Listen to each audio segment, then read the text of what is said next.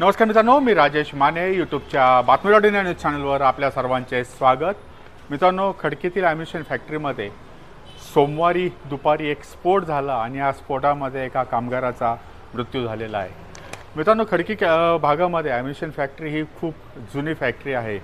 या फॅक्टरीमध्ये सोमवारी दुपारी 3च्या सुमारास जो फॅक्टरीमधलं F4 सेक्शन आहे, या F4 सेक्शनच्या बाहेर ठेकेदार पद्धतीने काम करणाऱ्या एका कामगाराचा स्फोटामध्ये मृत्यू झालेला आहे। कार्तिक बर्मन असे या कामगाराचं नाव आहे। त्याचं वय 20 आहे आणि ऑर्डनन्स इस्टेट जे सर्वंट क्वार्टर्स आहेत खडकीमधलं, या ठिकाणी तो राहणारा कामगार आहे।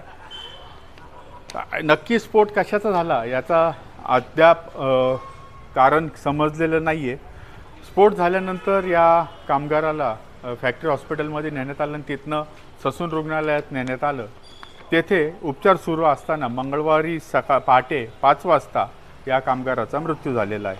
अपघाताचं किंवा या स्फोटाचं जे कारण आहे अद्याप समजलेलं नाही।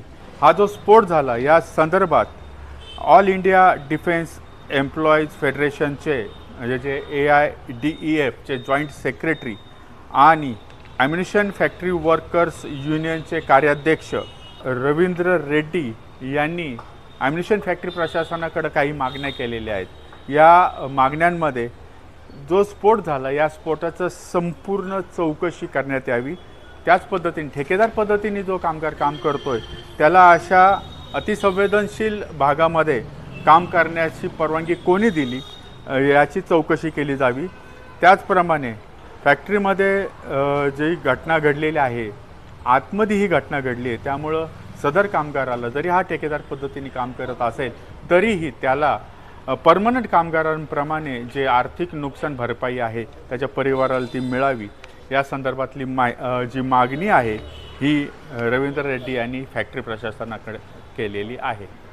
आता या स्फोटाची कारणं काय, कशामुळे स्फोट झाला हे भविष्यात कळेलच, मात्र सदर कामगाराला न्याय मिळवून द्यावा यासाठी रवींद्र रेड्डी जे युनियनचे कार्याध्यक्ष आहेत त्यांनी फॅक्टरी प्रशासनाकडे एक पत्र दिलेलं आहे आणि या पत्राद्वारे त्यांनी सदर संपूर्ण मागणी केलेली आहे। मित्रांनो, अशाच पद्धतीच्या सर्व बातम्यांना अपडेट तुम्ही आमच्या बातमी.इन या न्यूज चॅनलवर बघू शकणार आहात। आमचं बातमी.इन हे न्यूज चॅनल सबस्क्राईब करा, लाईक करा आणि शेअर करा। धन्यवाद।